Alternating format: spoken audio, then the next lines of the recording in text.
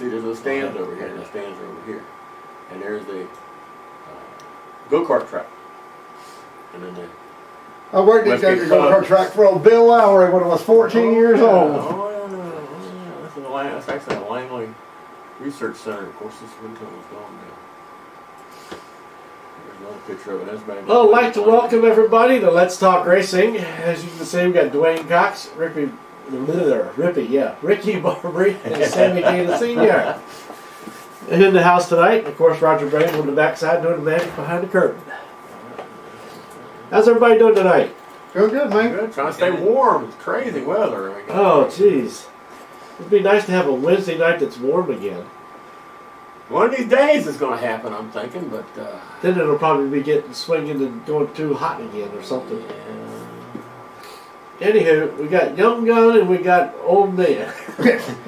Real old too, bro. I was not going to say that, but hey. Yeah, you still got your phone with Thomas DiBiase online here, so... Up top there with Roger. What, where? It says on the phone with Thomas DiBiase. Oh. That's on the feed there, sir. Not bad. I thought I updated that. Yeah. I know. Don't you hate that the people on this TV are directing the daggone show? Oh, what can I say? I know. Anywho, did you remember did you watch the racing at all last weekend? Yes, I did. You did? Yes, I did. Which ones did you watch? I saw the debacle of the Xfinity race. They need to give Kyle Busch a 100-kilogram weight penalty or something like that. He's stinking the show up so bad it's ridiculous. Well, he didn't do it in the Cup.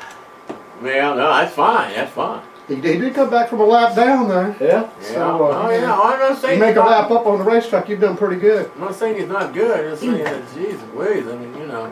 And then people are going on about, he's going to win 200 wins. I said, no, he's not. Start that crap again.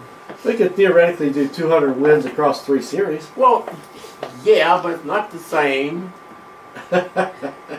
He's only got 51. He's got 150 more to go to kick Richard Petty. Okay, guys? That boy's got a long time left, though, man. He's top dog right now. You got to admit it. He's got 150 more wins to go to catch Richard Petty, or even 50 more wins to catch, 54 more wins to catch David Pearson. So, calm down, Sparky. Chill out. It's not. He lasts 10 more years, 5 wins a year. He's there. Yeah. And then it gets into a Richard Petty didn't drive against anybody. I said, don't start that crap again. Don't start that crap again.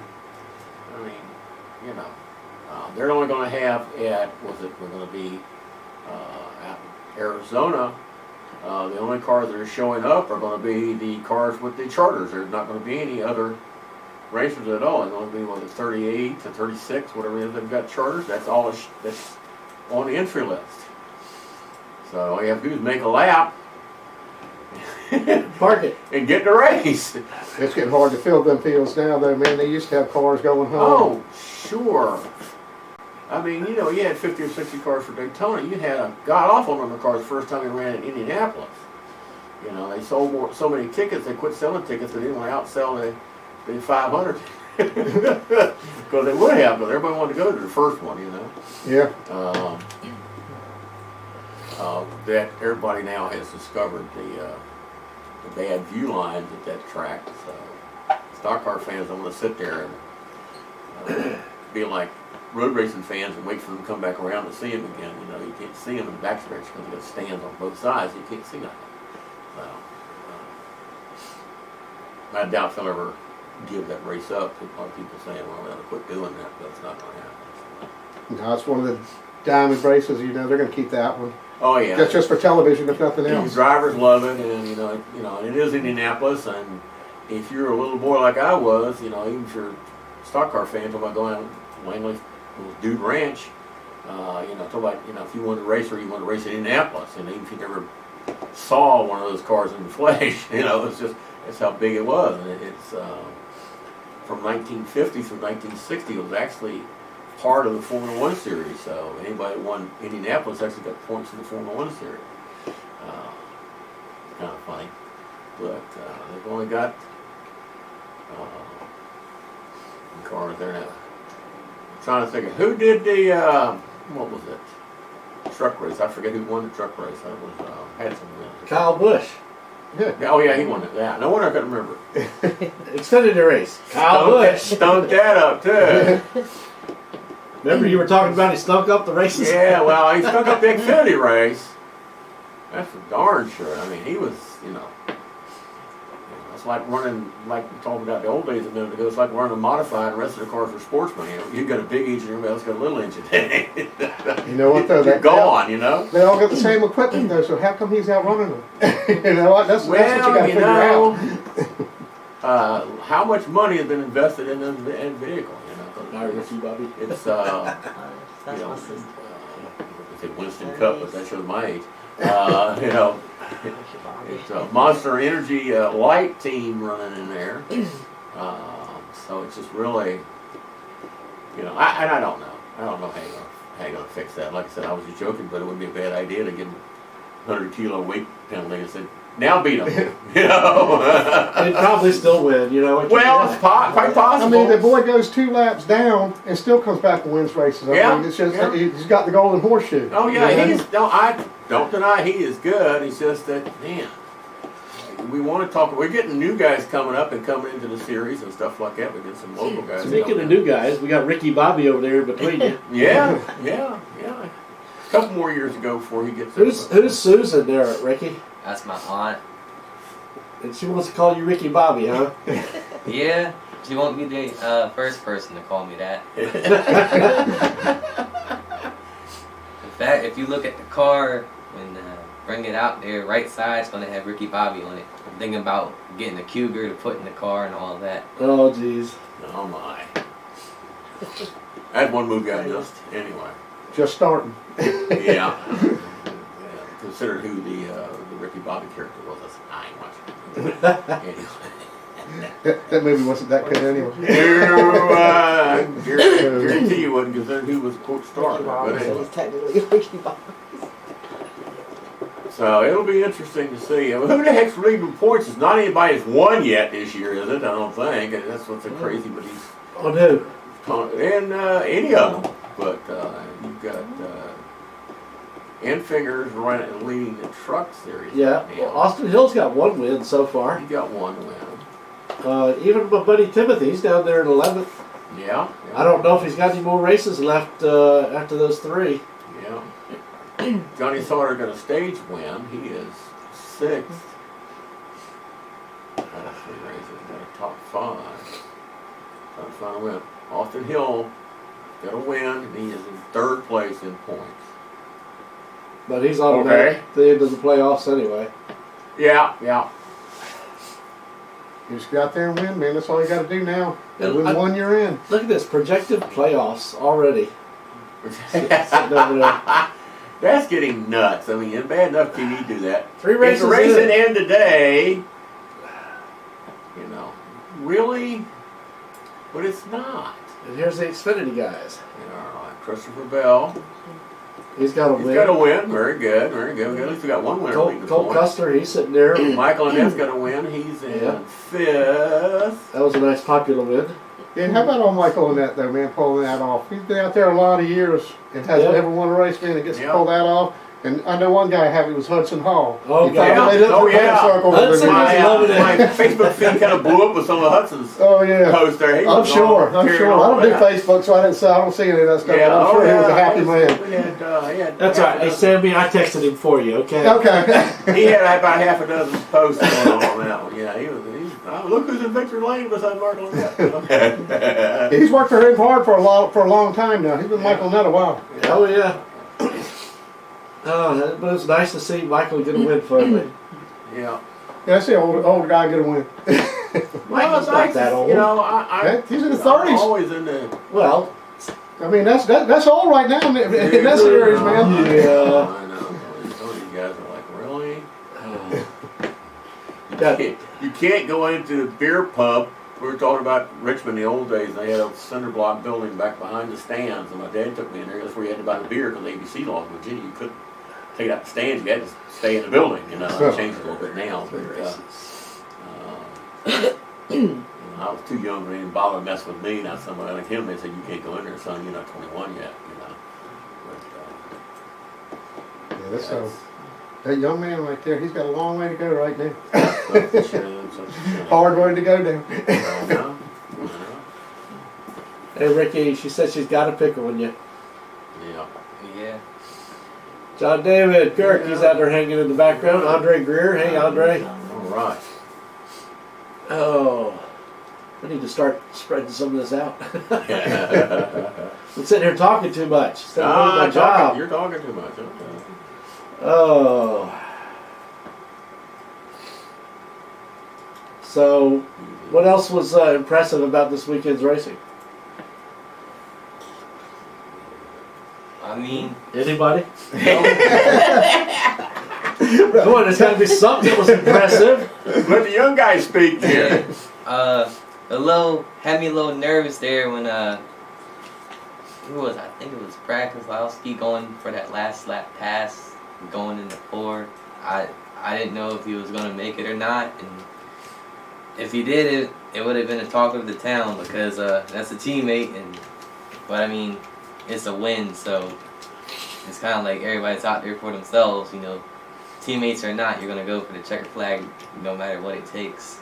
He's lucky Brad didn't have another lap because he was set up right there. He'd have gotten the next one. Brad's he's a smart driver. He figured it out pretty quick. So you think he could have done it, huh? I do. If he'd had another lap, I really do think he could have done it if he'd had one more lap. I mean, come on, he closed up a half a second. You know, that's moving. That's rolling. That's a big difference in the corner. A lot of times I've been noticing when getting close to the end of the race and they've got a large gap and they start slowing up a little bit, and then all of a sudden somebody starts getting close and then all of a sudden they start opening it back up again, and that gap just started growing real fast again. You notice he wasn't getting away from him. He closed in from 4 seconds down now. He made up a lot of ground. I don't think that was all slowing down in the last 3 or 4 laps. Like I always say, catching one thing, passing something else. So. He weren't far from being by him. You know, I think one more lap he might have got him with one more lap. If he had one more lap to go. You know, we'll never know. Can't prove it now. Well, they're since they're teammates and running for Mr. Penske, I think it'd be a little smarter than has happened to some teammates in the past that wrecked each other in years past. Shoot, them guys right now, they'd spend their mother to win, man. They don't care if you're a teammate or not. Yeah. That's about the way most drivers are when it gets down to the last couple of laps. Oh yeah. I don't care if it's my mom or dad driving in front of me; they're going around. Yeah. Andre's got a question for you guys. What's up with the Chevy teams? They would like to know. It's a shock. Like I said, I was surprised last year. They said they were 2 years working on that car, and they stunk it up, and they're still not doing well now. Not that it bothers me at all. So I'm a Ford guy. Yeah, I got my Ford hat on today. But I'm trying to think, who was it? Hamlin is saying that, that the Hendricks team, they're just trying to figure out how they can cheat a little bit, and then they're going to get faster or something like that. And that hit the social media, and he come back later on and said, I was joking. No, he wasn't. I don't think he was. Shoot, nothing's a secret anymore. Got burnt. Yeah, he got burned real fast about that. Oh, it's just kidding around, I think that first statement was true, and I think he was just saying that to get on people off his case. And NASCAR probably barked at him too. So, we don't have any cheaters in this spring. Gosh, you're awful quiet over there. Yeah. All right, Ricky, let's talk about you for now. Yeah. Well, give a little bio here. I know it's going to be short because you're still young. Yeah. Well, I race. We'll be racing enduros at Langley Speedway this season, and all I'm gonna say is like what Charlie Ryan Jr. is doing with that division is really good because he's really put a lot into it from what I've heard. I mean, we've got a $500 rookie payout and a big check, and they're coming up with ideas for the trophy, and I heard it was gonna be like around like 45, 50 cars. I'm hoping. Woo. That's what I'm thinking. Ow. So definitely gonna get some good racing experience this year. In which division? The Enduros. Enduro. I'm gonna be crowded. Yes, it is a rough one. Yeah. Hey, Sammy, you remember when we used to be doing the Enduros over the wintertime?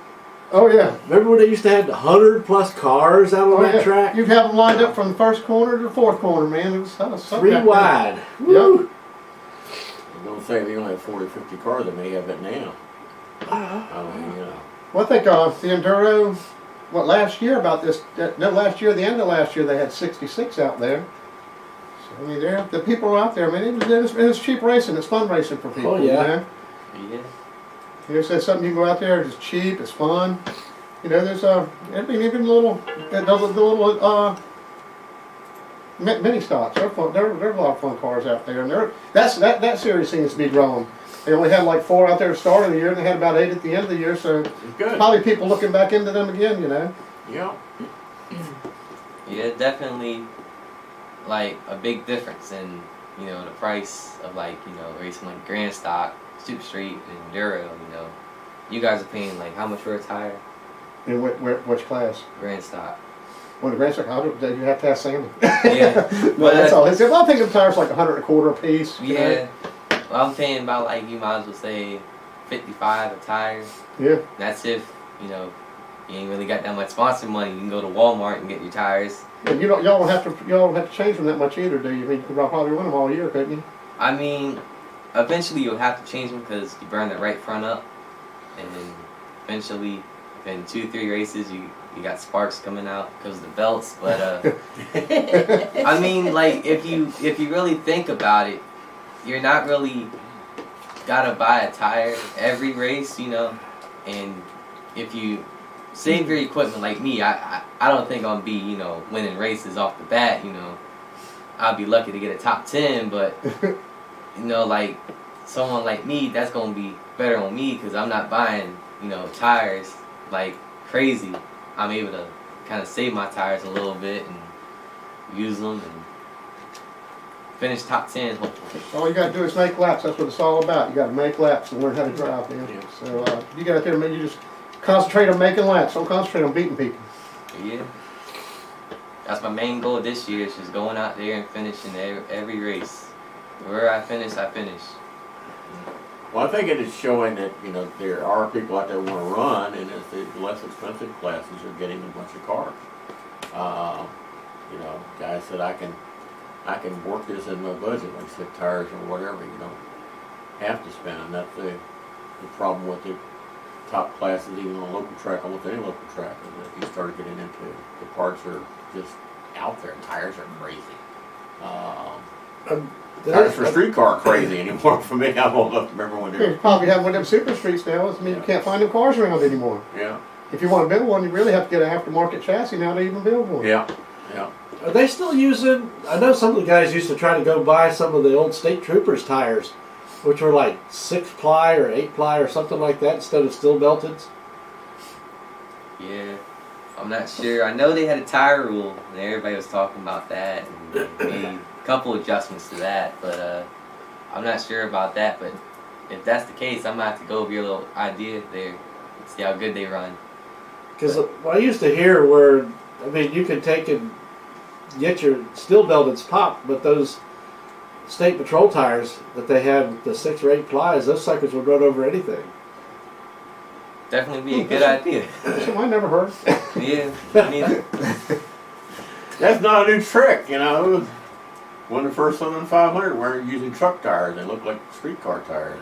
Of course, he was the slowest qualifier on the track, but, you know, if you're not making pit stops every 3 laps, burning the tires off the car, you don't have to be the fastest. You're just going to finish. If you can't finish, you can't do anything.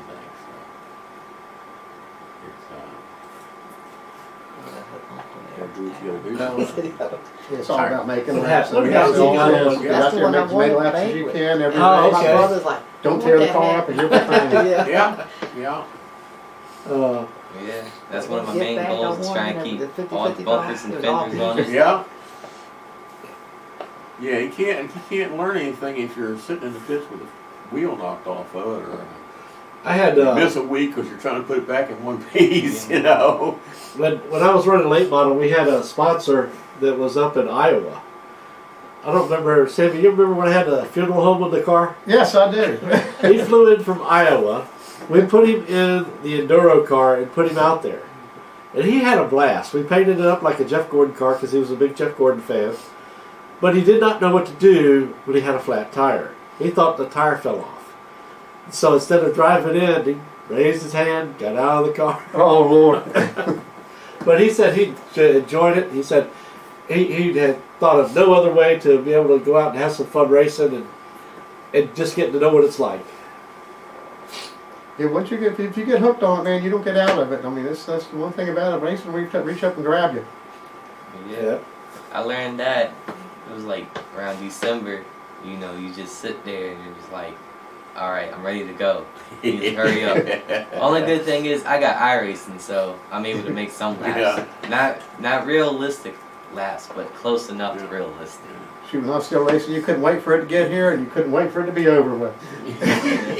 I'll have to get you hooked up with Lumdo, Paul Lumdo.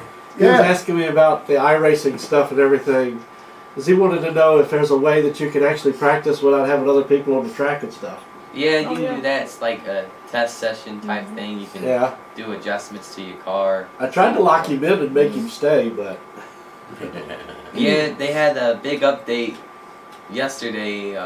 They put all the cup packages on the cars and stuff, and I had to test it out. So I was at Charlotte running like full throttle in the turns on there. So only thing about it is you don't get that much horsepower with it. So yeah, you're trading horsepower for, you know, racing.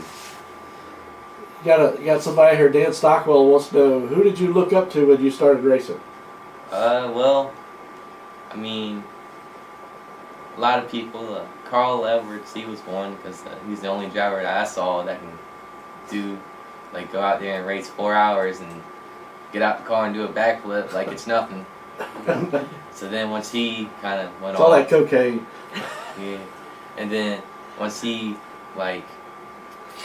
decided he wanted to stop and looked at Ricky Stenhouse Jr. because we share the same name, and then that's pretty much for like the Cup people and then local people, you know, like Connor Hall and like Butterbean, they're racing K&N and ARCA now, so they're really doing stuff and shows that, you know, they might be racing short track, but they can make it big.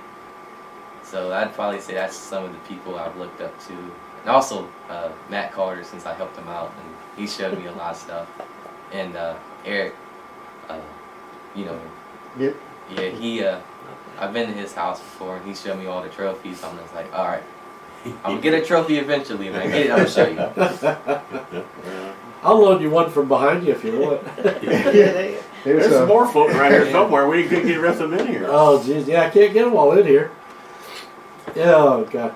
So, what's your plan? You going to take and do the Enduro Series this year? Are you looking to move up later on? Or just have fun in the Enduros because it's something that you can really go out there and have fun at? Yeah, well, I want to start the Enduros and hopefully move up to a truck. And then from a truck, you know, whatever comes my way, I'll take it. Whether it be Grand Stock, Super Street, Late Model, Modified, I'll take it. And then hopefully move on up the ladder to hopefully Cup. But, you know, that's a long ways away. So, gotta start small. How old are you now? 15. 15. You got about 3 more years. Before your time scale runs out. That's so disgusting. I mean, you know, people don't. I mentioned it before. We were talking about it earlier. NASCAR rule: you had to have a driver's license to even get a NASCAR license. So, 16 was chomping at the bit. You might be running at the old go-kart track. Used to be out in front of Langley or something like that. You know, and run there. But as far as running on a car and NASCAR, And you had to have your license to even get a NASCAR license back when I started. Yeah, exactly. Yep. Then you had to work your way up. You couldn't just go boom, boom, boom, right up the Cup. You had to run short tracks and intermediate tracks and long tracks. You had to work your way. But now, man, these kids today, they're coming up boom, boom, boom. Look at William Byron. He had 3 series in 3 years. I think that was unheard. That's unheard of. Not like, Kyle Petty, his first race, he won at ARCA race ARCA in race. Daytona. Of course, he had his daddy's old His Dodge. dad's old Plymouth. Yeah, well, he had the Murata or whatever the heck it was that didn't do anything, but it did okay in the ARCA series. Like, holy cow, Yeah, it seems like now it's like you're like 16, 17, you're like NASCAR prime, where Yeah. or it's like like 2010, you had to work your way up. Now it's just kind of like, oh, here, you got some money, I'll give you a ride. Whoever can bring the check to the table gets the ride. That's the way it is nowadays. Yeah. Yeah. No matter how good you are, how much work you do. There's plenty of more talented drivers right now that's not in upper series. Danny Edwards is one. They're one of the most talented drivers around, but he's not up there. You know why? That great big check. You gotta have $10, $12 million to get up to that level. What's crazy is there's guys that are writing checks and getting in Formula One, and that's like, I don't even want to know what those kind of numbers Ooh. are. Yeah. I mean, Formula One's like I always call it a license to burn money. Well, the Formula One drivers are making $45 million a year. Yeah, it's nuts. They could pay you for a cup team. What the Yeah. heck? Yeah. I mean, Cash a check and buy buy $300,000 race cars they're talking about. I mean, really, when you talk about the money in the game, I mean, look what happened. Look what happened in Hamlin Showdown. Denny Hamlin and Kyle Busch come out here and run around these local guys, the top local guys around the outside. Yeah. I mean, that shows you what technology and money can do. Yeah. Well, them autos by Nelson, they are some kick-ass cars, that's for sure. Yeah. Yeah, but those two cars were a step above everybody else's, a big step above everybody else's. I definitely. Well, that's the reason that the Hamlin Foundation said it was. They said to me, I don't know what all the expenses were, but they rented those two cars and all that. They said they had $1 million of expenses in the whole package of running that race, and they were going like, I don't think we're going to do that this year. So that's one of the things that actually came out in the press release, and they said we're not going to do that. So Langley stepped up and decided to put a late model. Well, I'm glad they did, because I mean, Thursday nights will work. They got to try a couple of Vermont drawing 100 cars on Thursday night. I mean, Thursday nights will work, and people that were there race on weekends, they're ready to go. So they will run a Thursday night. So I expect they'll probably have a lot of cars out there for that one. Yeah. Yeah, now it's the big decision I want to see, dirt or asphalt. So. Yeah, I mean, which show you want to go see, this one or Tony Stewart? Yeah. Yeah, that's going to be a big decision for a lot of people. Yeah. But I mean, myself, I love to watch sprint cars run. That's the most action you can get on racetracks in sprint cars. Those things are nuts. Come off turn 2, step on the gas and pops a wheelie and going, really? Yeah. Holy freaking man! I don't know how many horsepower the Cup cars used to have. They cranked them down now, and 1,500 pounds or something like that. Yeah. So you can 1,500 pounds, imagine- probably about 700 horsepower. Yeah, you figure a 1,500 pound car with that kind of horsepower versus a 3,700 pound, 3,500 pound with the Cup cars. I don't know what they are. Yeah. And you don't want to stand in 2 or 4, because if you do, you're going to get dirt clotted to death. Yeah. Oh yeah. Oh yeah. But yeah, that's some exciting racing. That's going to be an exciting show. They'll probably have a lot of sprint cars over there for that one. Yeah, I mean, just look at them at Langley, it's like they start in like 20, 30 minutes and it's already over with. So That's what it seems like when you're excited about racing. That's what it seems like. 20 minutes is over with. But yeah, it's fun, man. I think you'll enjoy doing it. It's a lot of fun. yeah, and I want to give a shout out to my friend Kevin. He's taking me to Coca-Cola 600. All I gotta do is pay for the ticket. So he's really a really good friend for doing that. 'Cause I don't really know nobody, that I know that are friends that are around my age. I just say, hey, you're coming with me to Charlotte. Let's go. So Yeah. Cool. We ran a sportsman car at Charlotte, so probably 4 or 5 times. We used to go there about this time of year. You get 2 races in the week. They go out there at the end of the year in October. They give us 3 races and run a sportsman car. That was a lot of fun because being in the pits with Cup guys and all that. We had a lot of fun doing that. Yeah, Ricky started talking about Matt and he decided to come check on you. yeah, he's building probably one of the best looking modifieds out there this year. He's gonna have a custom hood and all that. Yeah, we gotta get him back on here again. Yeah. Now let's just see if he can beat, the king of modified, Sean Bluebell. Sammy, Yes. tell us a little bit about yourself. What about, oh man, there's a lot to tell. Well, that's why we got a whole half hour left, so we got that covered. No, man. We started racing out at Saluda, and just kind of moved up the ladder the whole time, and we made through late models and got up to the trucks, and really, I think we're probably the last generation of people that could run a Craftsman. Well, then it was Craftsman trucks. Yeah, They could run a truck out of your own garage, build it yourself, and finance it yourself and all that. We got as far as money would take us, as far as our knowledge would take us, but really, without that big check, you just can't go that far, man. I remember seeing you guys out there practicing at Langley. With which car? We ran Josh out there, and now Sammy's running out there. So, we've been out of Langley for close to 50 years. I was talking about the truck, the Craftsman truck. Oh, the truck, yeah, we practiced out there several times. Just spun that thing up in 1 and 2, like to lit the wall up out there. Oh, every time that you guys... That track is just too short for the horsepower that thing had. Oh yeah, that thing had ungodly horsepower. It was doing nothing but burning rubber the whole time around the track. Still got that old truck, as a matter of fact. Yeah, that's we probably I think I'd like to street that thing one day. But we'll see how that works out. That'd be a year-long project trying to get it streeted. We had a lot of fun with it, man. We had a lot of fun at Langley. Won a lot of races, and it's just been a long time. And after we quit racing, I helped Wayne Wyatt and several other people, and we just went through the system, but just couldn't get that big break. The talent was there. We had a talented driver. Joe's one of the most talented drivers I've ever had the pleasure of dealing with, and we finished eighth and ninth in the the Pro Cup series. We did Hooters Pro Cup for about 5 years, and actually got tied up with a guy, Darren Odell, out in Indiana, and we did it with him for about the last year and a half, 2 years. Right. And he's the one that does all the Speedco sponsorship, so he knew that Barry boy that was out here.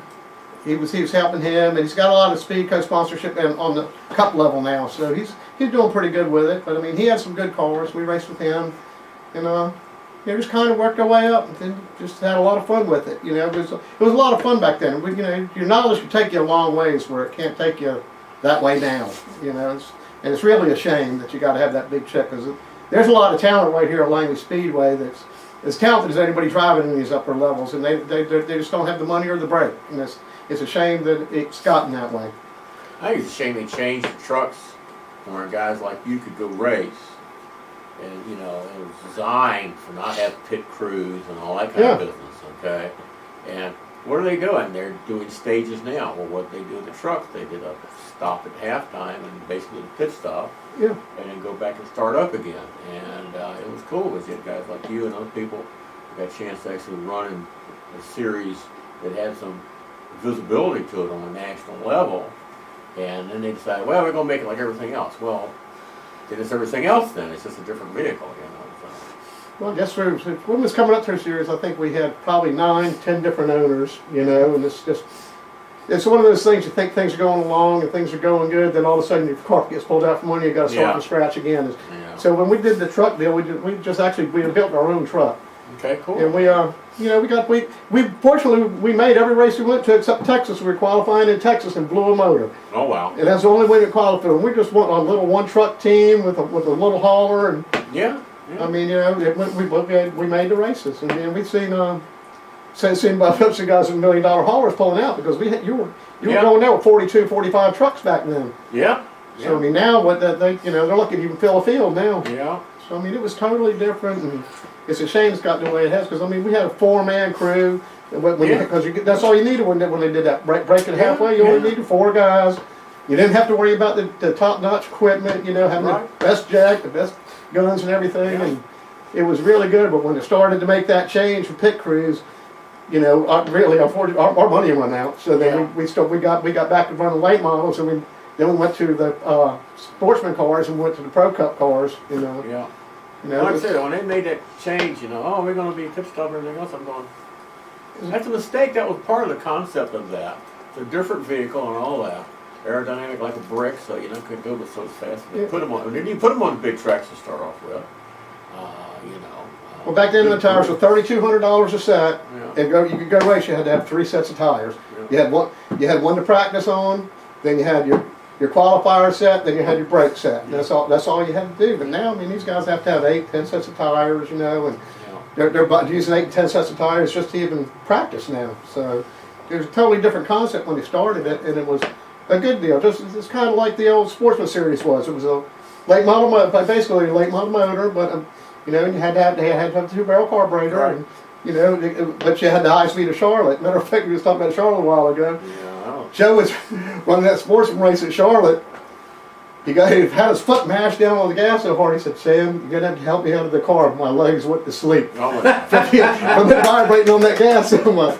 But he said from the start of that race, you never let off the gas pedal. Oh, yeah, I That bet. full board vibrating just put his leg to sleep.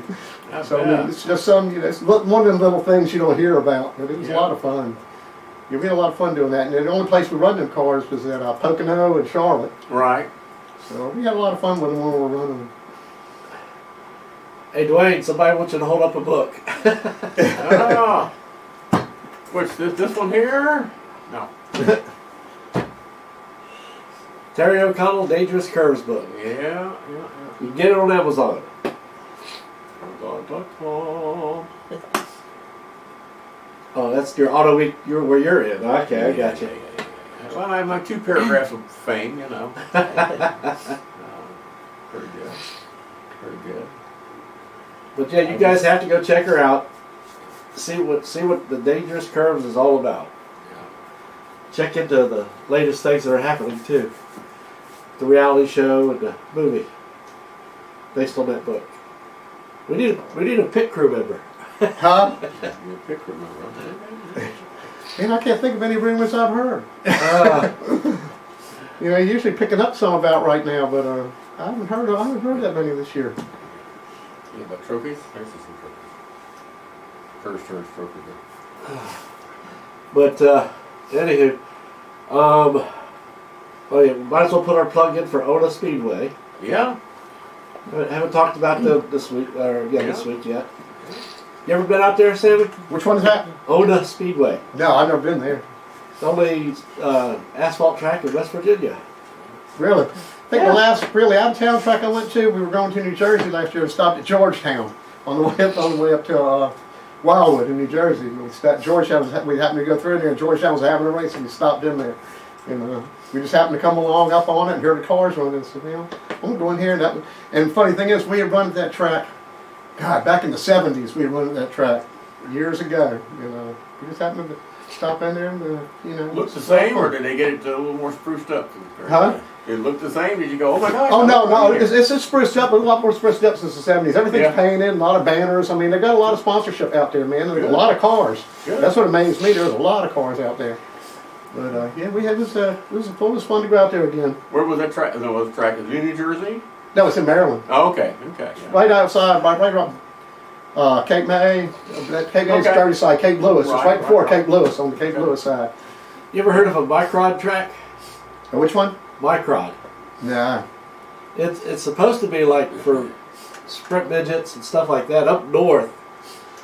With my wife and I, we went up there to go visit her where she was born and everything, and she was talking about all these microd tracks. I said, "What the hell are you talking about?" I said, "A racetrack?" Well, yeah, it's a racetrack, but it's a dirt track for small sprint cars, you know, like the quarter midgets and stuff like that. So it was a new term I learned, so I just imparted some extra knowledge to you guys tonight. You know, talking about midgets, old Pop White used to race on the old wood track in Oh, Atlantic City geez. years ago. Man. Quarter track? Quarter midgets, old Yeah. wood track. Yep, he Yeah. told us that story, man. He had some stories now about the old times. He won Daytona, the first race at Daytona. You know, Pop White did a lot, man. I miss him. He was good. He was a good man. Yeah, I miss seeing him too. But anywho, so all right. Back. Oh, Robbie Parker was said Norm Benning is the last independent owner driver out there too. By the way. Yep. And he's still out there doing it. Yeah. Isn't Jordan Anderson doing some of that stuff too? I talked to him a little bit here and there, and I think he's teamed up with I think Young Motorsports. I'm not sure, but I know he's teamed up with some, like, I wouldn't say big truck team, but I'd say a pretty good size truck team. I know he went from bumper pull to big rig, so I know he's doing good. Well, that's good because he's got a degree, I think, in marketing too. I think sports marketing, if I remember correctly. Yeah. So everybody's ready for this weekend at Langley? Yeah, I mean, I won't be there, unfortunately. So Why not? I'm heading down to Southern National to watch the Cars Tour race. I think it's late model and super late model down there. Well, you can wait and see him come here. Gotta make laps, man. You go there and look and you ain't helping yourself. You need to make laps at Langley Speedway. You get your car ready? Not yet. Gotta look at the brakes and do some little Brakes. stuff. What are they for? Yeah. Yeah. Are they watering that track down for this race, or do you know? I'm not sure. But I mean, if they do, or if they don't, it's still gonna be exciting anyway. So I'm just glad I'm not tearing my car up in it. You got to have some fun out there. Yeah. Oh, let's see here.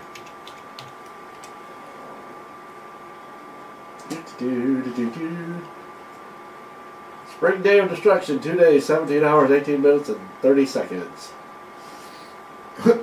Counting down. Yep, the countdown. When the first race is in April, right? Into March, I think. March. March. I know my first race is April 6th.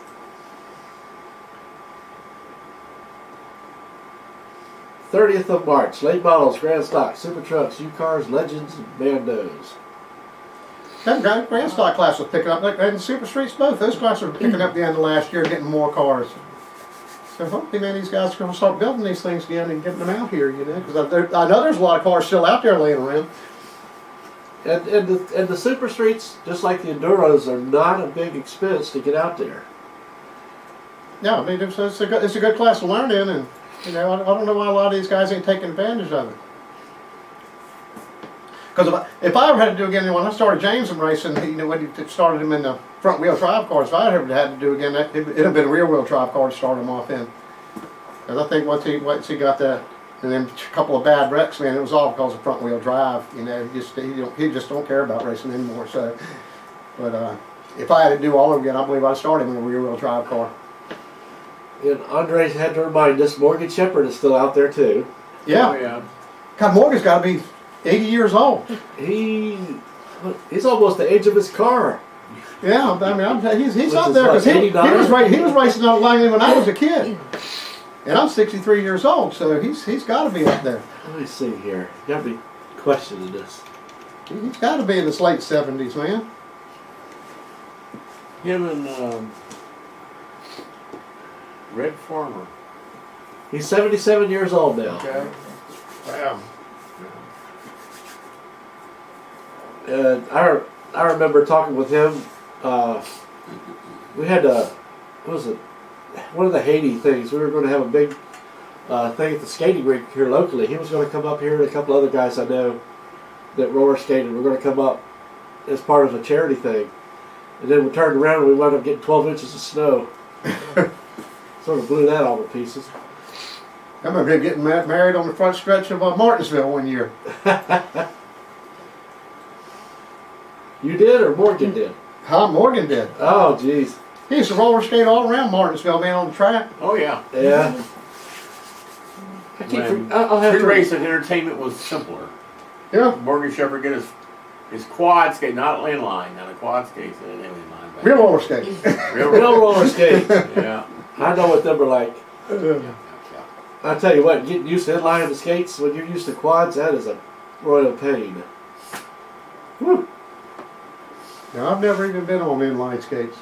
Yeah. It's Well, probably been 30 or 40 years since I've been on regular roller skates. Well, I used to speed skate, play hockey, figures, freestyle dance, everything with skates. I mean, I was more skating than I was racing. Even though my father, who got me skating at an early age, he also wanted me to get into racing as well. but I seem to excel in the skating portion.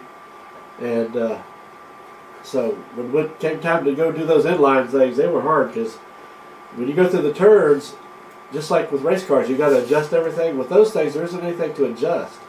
So when you take and lay over into turns to get your best traction, you wind up hitting the side of your boot on the floor, and all of a sudden you ain't got no wheels on you. Yeah. You're watching the wall come up at you quickly. I never tried that, and I tried ice skating once, and that was a big mistake. So that was a limit. Well, the whole idea of the inline skates invented for the speed skaters. Anybody who was on ice skates would practice in the summertime and stuff like that. We used to have a lot of People the Colorado go down the hills and then they go on highways and different things on. the Gulls and some of the Admirals earlier back used to take and put on inline skates and come out and practice with us at our hockey meets and practices. The Hampton Gulls. Wow, that's a name. That's old. I went one of those games, and the goalie for the other team, I forget what it was, had been the backup goalie for the U.S. Olympic gold medal team. Oh, really? Yeah, I don't remember the guy's name now, but he'd been the backup because the other guy played goalie in all the games. So, yeah.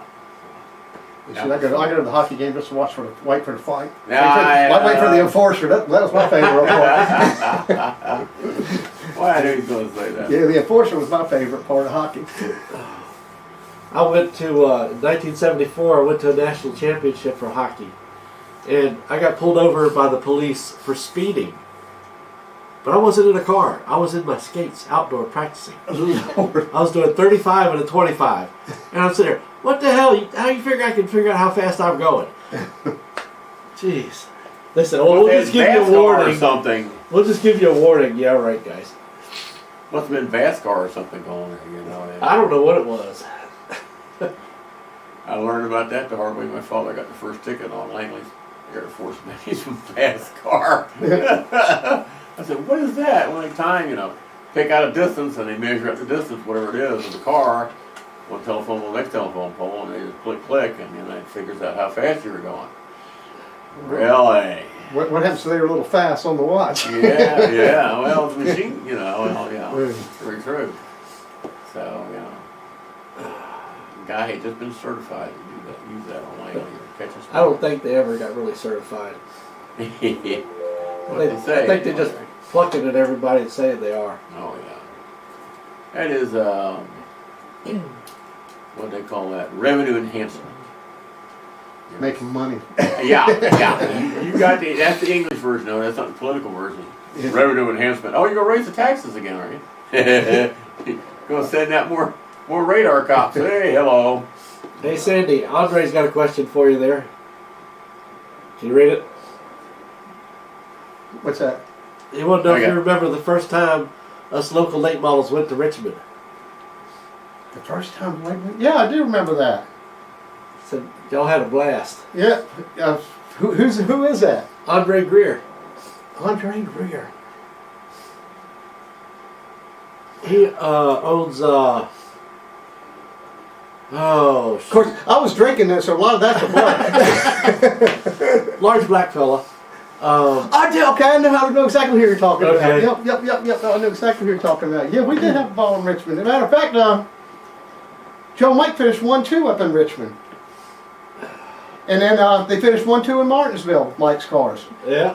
Joe won, Mike was second in Martinsville, and Mike won, and Joe was second in Richmond. Randy Aker said, don't forget Red Farmer. He's in his 80s and he's still winning races. Oh, sure, yeah. I wonder about, is Lenny Pond still alive? Huh? He was still racing in Richmond a few years Lenny back. Pond. Lenny Pond. Is he still alive today? I think he's passed, I think. Because I know just a few years back he was still racing in Richmond. Because he was running, we do the historic NASCAR stuff on Facebook and stuff like that. And 2016. Oh, November did 10th. Yeah. He's one of my favorites, man. I love going out there and watching him run that yellow car. Well, it's all about guys running, when he had the car in what they call Cup nowadays. He built that in a picture of him on the phone talking to somebody with the car in the garage. I mean, it's a regular garage. Yeah. Like you see out here in one of the housing developments someplace. That's the way you used to be able to do built that it. car and went out there and run what they now call Cup Series. And I'm going like, You know, and it had a pretty good run. I'm going like, man, they just don't see it He was rookie of the year in Cup. Yeah. Yeah, he was. I mean, he was a hell of a driver. He was. Yeah. Oh yeah. Oh, He yeah. was at his. He was ahead of his time when he was there. Him and old Jeff Bodine. They were way ahead of the curve than everybody else was at that time. Oh yeah. Oh gosh. Yeah, Bodine when he first come, big news I've read about. I used to read National Speed Sports News all the time with it. Some guy built a Plymouth Barracuda, the first generation Barracuda. You had the big rear window in the back of it, modified. I think it had a Hemi in that thing with number 99 or something like that. He was number 99, and it was a '63 Studebaker. It was a '63 Studebaker, back half a car. I've seen that car at Bortonsville. He was killing everybody with that thing. He came out there, then old, let me think of his name. He'd come out there with a modified Camaro, the Green Hornet. Oh boy. Oh, what the heck was his name? Ed Howe. Oh Come yeah. out there with a Hal Cassidy, small block Camaro with the Green Hornet, and will whip every one of the big block modifieds. Oh, the Hal chassis. Yeah, that was the thing. You had to buy a Hal chassis to run this. Well, there at one time, Ed Howe was building front clip, just bolt-on front clips for these late models, and they never got caught on. I mean, that would have saved these racers a ton of money. Yeah. A spec snout right now would save these people a ton of money. You do that, and you take the technology away from, take them bump stops away from, and get them back on the springs and shocks. Yeah, well. You'll have a lot more. You'd have a lot more late models out there, but there's so much technology involved right now. The average man can't get in it. If he was going to run a late model team right now, you'd have to have $200,000 to buy a car and start a team up. Yeah. I mean, it's just gotten ridiculous. Well, it's like I'm talking about, you know, the last couple of years about the Cup car, but it bump stops. And bump stops, the bump stop was designed, if you bottom out the chassis, it wouldn't bang the suspension against the chassis itself. And they're running on it, which means they're basically driving a gigantic go-kart. Well, You've got no suspension in it. your tire is a shock now. Yeah. That's the problem. I mean, most of these late model teams now have to have everything engineered out of Charlotte and put it on the cars yourself. They have to pay engineers and everything else now. It's just gotten ridiculous. I mean, get them back on them springs, get them back on shocks, no coil binding, no nothing. Yeah. Because I remember when we was running the trucks, we were coil binding back then. I mean, this stuff's been around forever, and if you take it away, you'll get more cars out there because the average guy could go out there and race. Yeah. Yeah, I told about when they're talking about, bump stops and this, that, and the other, I'm going like, You remember when Bodine came out with power steering, right? He was the first one to have power steering on the car. Yeah, Randy's talking about it here now. He said Yeah. they thought he was crazy. Yeah. Yeah, everybody thought he was nuts. But you know what? He was laying a ton of caster in there, a ton of camber in there, and could just turn the wheel just as easy as could be. Yeah. Hey, Ricky, John wants to know if you're ready. Yeah. Once I get them brakes, then I'm gonna start practicing. March 23rd, I'm gonna be out at Langley practicing, getting laps in. So. You better fill your tank up and don't quit till it's dry. Yeah. Lap after lap after lap. That's the only way you're going to learn that groove. Cool. Well, I think it's been a big been said for years and years. If you can run Langley, you can run about anywhere because the That's track's about right. It's nothing. It's 4 degrees bank on a straight and 6 degrees on a turn, which is almost water drainage banking. Just hardly anything else. It is one of the toughest racetracks to get around. Yeah. Lenny Pond won one cup race. Yep. Talladega. Yep. August the 6th, 1978, in an Oldsmobile. Yeah. God, remember they don't even make Oldsmobiles anymore. Yeah. Pontiac either one. No. Yeah. No, but he was a hell of a driver. Really, Yeah. he was all when he got the cup. When he got up the cup, he's probably in his late 40s. Yeah. I mean, he was no spring chicken when he finally did get up the cup. Well, guys used to be able to run well. Harry Gant turned down rides for years because what we call Cup now would offer him rides, and he knew it weren't quality cars, and he was running in late model sportsman, they call it back then, the predecessor to Xfinity now, and was doing well and making a living. Yeah. And winning races and stuff like that. He said, I don't want to run your back car. I'm running up front and where I'm at. And he was 40 or something like that when he got up there. Jack Ingram, Sam Moore, all them guys were making money back then. Yeah. But they were running for some of them 2-3 nights a week. I mean, but they were making money. Yeah. Oh, but right in the middle of the show. And that was there were some good drivers back at that time. Yeah. And the talent rose to the top. I mean, back then, because you had to work your way up. Oh, I yeah. mean, most of these guys, they didn't want making up the cup till they were in the mid-30s. Yeah. Oh yeah. Well, I had to think about Gordon and Earnhardt, because Gordon was one of the first ones to come up that was young like that, in the 20s or something like that. 20, 21, whatever the heck he was at the time, and all these other guys, like I said, 30 or something like that before they even got into it. Yeah, he's a young kid. He's the one that started it. And show what you could do and all that stuff. The big sponsorship is great, but the big sponsorship has influenced that. Go down to, it used to be go down to Walmart and talk about Carl Edwards and a big cutout of Carl Edwards next to the Cheez-It display, right? Like all that stuff is going to be printed months in advance. So if it wouldn't have happened, but if his owner wanted to fire him, they'd go, "You can't do that. We've got a whole year's sponsorship with this dude in there. You can't get rid of him." And that's how it works now. So Well, I think Carl Edwards got a bad taste left in his mouth that last year. He was running for the championship, and the suspicious yellow flags, and took him right out of the championship hunt. That was one of these days, he might himself write a book. What happened like that is, I think his wife is a doctor or something like that. And you never knew he was even married. His family was away from it. People speculated that his wife. Well, she's a neurologist or something. Something like his wife's going like, "You don't need this." And he's right. She does. You need to get out of it, because I think she was concerned, and people wrecks and stuff like that going on. And she said, "You don't need to do this anymore." And Mr. Sim, that's the patron for Suarez, threw some money out the way out there, and all this. He'd come up late in the day, like in January or something like that, and said, I'm not going to run anymore. Yeah. Hello? That doesn't happen nowadays. Everything is planned out so much like that. The sponsors and all that get into it. You just can't hire somebody in January anymore, and they're going to run the whole year for you. Yeah. The sponsors only got so much say in everything. But I mean, I think that previous year had a little bit to do with it. With that championship getting taken away the way it did. Yeah. You went outside. Yeah. Huh? You went out there. Yeah. Another thing, like with sponsorships, it's way different from back in the day to now. You got now you got like social media, so you gotta post all their stuff on there, and then promote them. Whereas back then, all you had to do is go in a shop. Hey, you want to sponsor me? I'll put your name on the card. Yeah, sure. Handshake, and you were out there. Oh yeah. Motor Mile is going to be opening up this year. You guys know that, right? What's that? Motor Mile going to be reopening. Oh, really? Yep. Wow. You want to know the high bank track? There you go. Is it going to be NASCAR or is it going to be independent? Hey Andre, is it going to be NASCAR? Or is it just going to be, what is it? Term? Outlaw, independent? Yeah, outlaw, there you go. Throw out an old term here, outlaw. Yeah. But, shoosh. Oh, back on, you know who Ricky Rudd's brother is locally here, right? AJ Rudd, ain't it? Al Rudd. Rudd, that's his father. Al's his father, right? No, that's Ricky Rudd's brother. Oh, really? Must be Al Jr. Al, he owns Al Rudd's Auto Parts out on 58 over in Suffolk. Right. I was noticing here when we were talking about Lenny and looking at his stuff, and it just popped in my eye. I was noticing in '79 they had Burger King as a sponsor, but Al Rudd owned the car.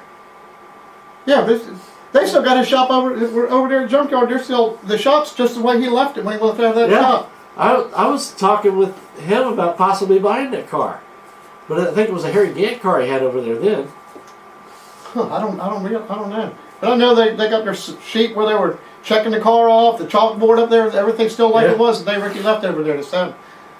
But back in '79 we had Al Rudd was providing the car and everything for it. So interesting. That was a Daytona 500. Car 54, Master Chevy sales, 73,475. As many times I talked to Al, he never even told me that. But I reckon if I don't ask him, I won't know. Money Pond's owner, so. Yeah, you got to ask the right questions. That's all. Yeah, Andre said he doesn't know yet if it's going to be NASCAR sanctioned. Because that's always a big bill. Yeah, I mean, that's what's going to get the cars. I mean, yeah. They say, what they said, Philip Morris is going to come out here regular this year. Possibly. I mean, if he's still going to run for a national championship again, he'll probably be here and get several other places. But then again, it's going to depend on how many cars we can get out here. Yeah, so he's going to go. He's going to go where he can make the most points. You can believe yeah. No fault with that. Oh, anything else we need to cover? Other than it's cold outside. Yeah, it's getting colder Yeah. too, man. It's going to be down in the 20s. What's the temperature outside now? Yes. They're calling it the spring day of destruction. They need to call it the snowball brawl part 2. There you It's go. supposed to warm up by Saturday. It's supposed to be up in the 50s, up to 55 or something. Yeah. If it's gonna get that cold, I got some stuff in my trunk that needs to get out of that trunk so it doesn't freeze. So look at that. Oh, No, let's I'm see. just bored, guys. Any- I'm over any- this stuff. We got through February. Forget it. Let's start getting warm again. And you get to December, you go, no. You gotta get through February first. Randy said that they're planning on NASCAR sanction. They're what? They are planning a NASCAR sanction. Oh, are they? Yeah. Good. Well, they were NASCAR Hey, well, before, that's a so- nice race. That's a nice track. How's it? I haven't been to that one. How's it compared to Kinley? More up to date. You know, it's nicer. Hopefully, anybody from Kinley's not watching. Hello, sorry. Oh, jeez. We raced Kinley in the Pro Cup cars for a month. Pony punches around. 30 and 20. Yeah. It's chilly. I like Dominion. Dominion Speedway is a real nice 23. racetrack. Yeah, I like that too when I went up there. Went up there for the Canadian race. While we were still shut down here. They did a nice job on that racetrack. I mean, they show movies out there on Thursday nights. That's right. Drive-in movies. I Drag mean, strip out there too, isn't Yeah. it?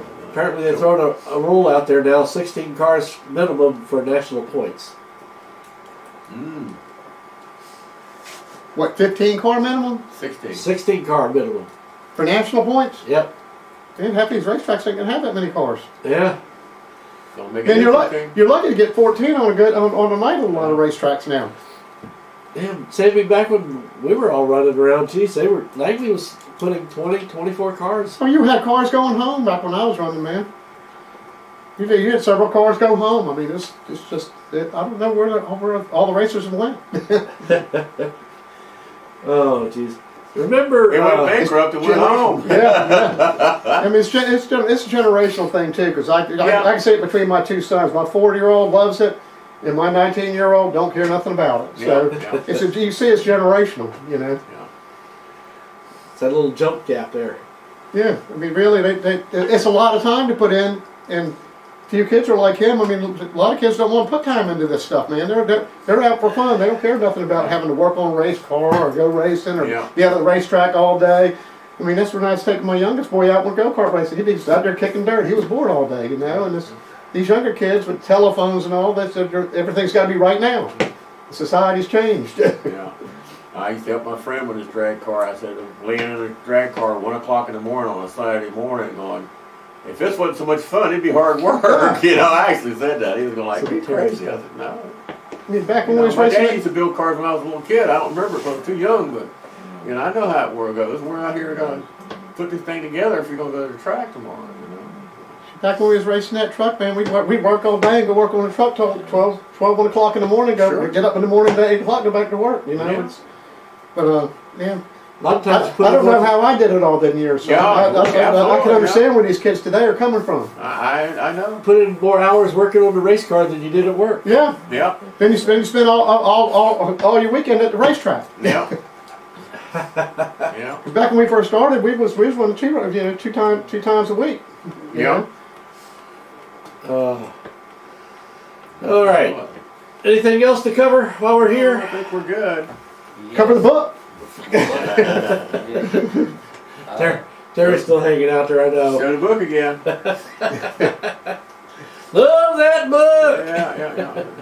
And I got my magazine here, but that's old news. That's, you know, they come out every week. That's different. Tabby says, happy Let's Talk Racing Night, y'all. Yeah.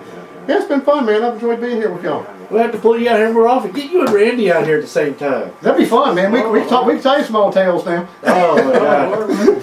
You want to Maybe hear that's some not old such a tales good now? idea. I don't know. You want to hear some old tales now? Oh, we had a night we did out at, oh, shoot. What's that?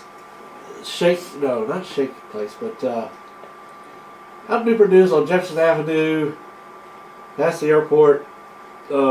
Used to be a sponsor on some of the Cup teams. Can't be Shakey's Pizza there, does it? No. This is a hamburger joint. Oh. Premier hamburger type joint. Oh, crap. It'll hit me later on. But Is it the one that's closed down? I don't know if they're closed down or not. What was that? There was that hamburger chain used to be right over there in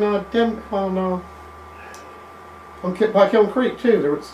They had race cars hanging inside. Oh, gosh, I don't know. I don't go to Newport News that often. Oh, crap. Talking about race cars hanging inside, I gotta tell you something. You know that Quaker Steak and Lube? That's up what here? I'm talking about. Quaker Steak and Lube right up here? Yeah. That U.S. insurance hood when you walk in the door, that came off our old car from the guy that lived in Indianapolis. Now and the bumpers in the bar, and with 42 on the bumper, that came off one of our old Hooters Pro Cup cars. And how it got here, I'll never know. But it's hanging right up there in that Quaker Steak and Lube. There you go. But yeah, we had a show there one night. Oh my God. We had old timers and new timers in there. Then we decided to have a wing eating contest. Oh Lord! The managers out there, they loved it when we did it too. It was great. Yeah, but that's actually the old hood with U.S. insurance and all. That's the hood off our Pro Cup card. How it made its way from Indianapolis to here, I'll never know. All right, Randy says, Sammy, do you remember when my dad and Dick Perdue ran 3 races a weekend? Yes, I do. Yes, I do. Yep, they used to go to Richmond, Langley. And let me think another track they went to. Because it's Southside, Langley, and God, I can't remember which other track they went Langley to. was Saturday. Wasn't Southampton, was it? Huh? Wasn't Southampton, was it? No, might have been South Boston. Might have won on Sundays back then. Because Dick Perdue almost won the championship for the 3 of them had a championship for the limited sports one year, and Dick almost won that thing one year. He finished second. Lost it by about 2 or 3 points, I think. He lost the championship by 2 or 3 points. But I think it was that Tri-County Championship or something he was running for one year. Hey Randy, you ready to have Sammy out here with you on Wednesday nights? See what it says.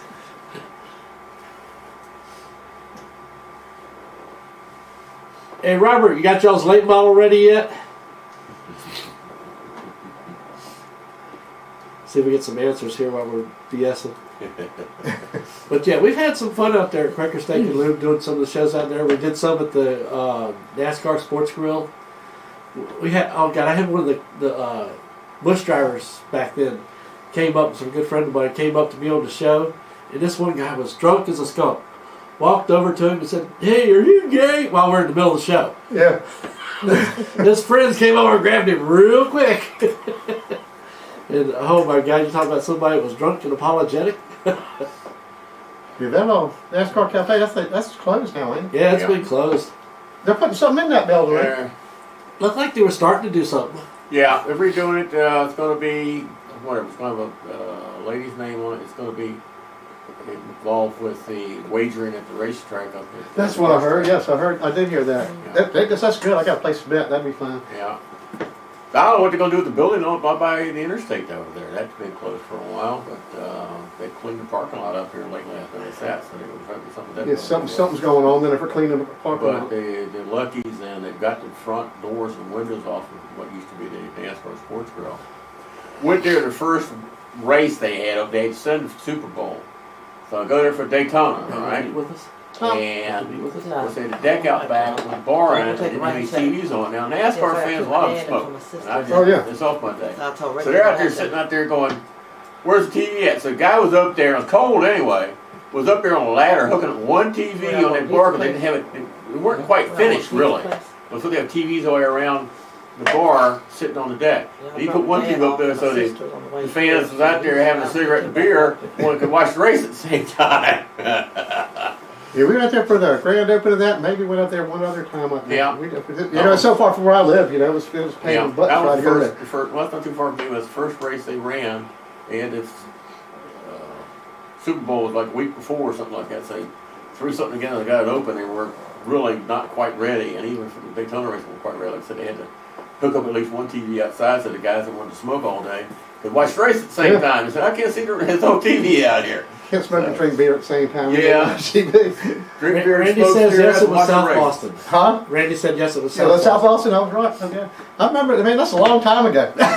Stressing the mess Man, away. you're picking the brain now. Stretch that sucker out.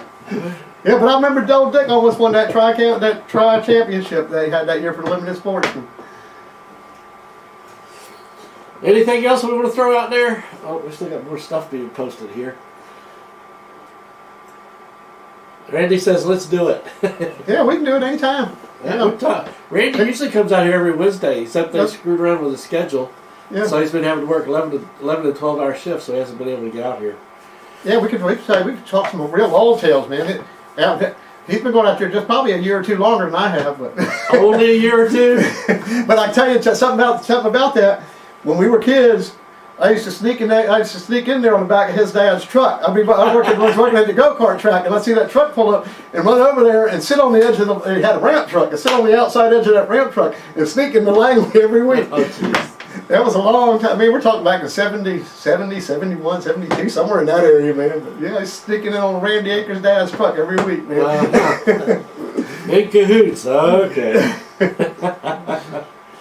All right. Well, if we're all done, let's see. They're going to be racing what? Phoenix this weekend? Yeah, but whatever they call it nowadays. ISM or something. Yeah. Well, it's going to be wild because they got the start-finish line down in which to be turn 2 or something like that. Oh, really? Yeah, they got to move the stands down. I think part of it because the fans were sitting on the front stretch had the sun in their face all the time. So the stands are going to be down what used to be called 1 and 2. I don't think they'll call it now. Down there, and the start-finish line like down that way. So that's going to be kind of wacky. Be interesting to see how it's going to work. That'd be one of the tracks they all put lights up and run at night, man. Yeah. It's so hot there anyway. Yeah. We ran some trucks at Tucson and Denver, man. It was so hot, man. You wouldn't know you didn't sweat, so you didn't know you were dehydrated until you about passed out. Yeah. Just being from this area, we didn't really Yeah. realize it. Yeah, I was in Denver for a couple of years. And, they weren't kidding about low humidity, like 15 below there was like 15 above here, because I've been in both of them. And Denver got cold. I tell you what, though, we was going on the Tucson and Denver swing. We were up there out west for 2 weeks.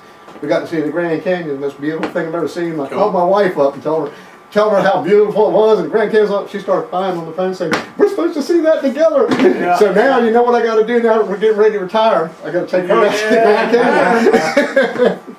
Canyon. You got away with that for all these years. Oh, yeah. All right. Yeah, but that's one of the things she Now, wants to go do. here's the thing. Did you ever go to an In-N-Out Burger while you were out there? Yes. Yep. That and the White Castle when we was running them Pro Cup cars up north. The White White Castle. Castle's good. Oh yeah, my yeah. wife's in New Jersey. Oh yeah, absolutely. Yep. Oh, I was listening to one of the drivers they were talking to this past weekend, and they were talking about hitting up on the In-N-Out Burgers at Vegas. They're good. It's like a Whataburger here. I mean, the Whataburger's man, this is one of the best hamburgers you'll ever eat. Oh goodness! All right, let's break this all down. Time for the free advertisement. Wait a minute. Can I give a shout out to my sponsors real quick? Sure. All right. Kick it. I give a shout out to SR Graphics out there in, I think, Erie, Pennsylvania, for providing all the graphics and stuff like that. The Red List Group, N22, A Hampton Rose Plumbing, Big Belly's Barbecue and Catering, Parts Barn. Let me think. There's got to be one I'm missing. Oh, AB Home Improvement. There you go. Did you get them all? I think so. If I miss you, you know I'm talking about you. So. No, we ain't talking about you. You still on Matt Carter this year? Yeah. Well, I know I'm gonna try and balance the two, but more than likely I'll still be on that team, helping out with little stuff. Yeah, it's good to be with me. I think he'll get him a couple races this year. They seem to be getting a handle on it. Yeah, that last race was nothing but nerves, but when he got it done, it was like calmness and just happiness. See, can't get excited behind the wheel, man. You gotta. There's the steel. Yeah. Yeah. All right, now let's go ahead and put this puppy to rest or All something right. like that. All right. We'll catch everybody on Let's Talk Racing next Wednesday night. Enjoy it. Have a good weekend. Oh.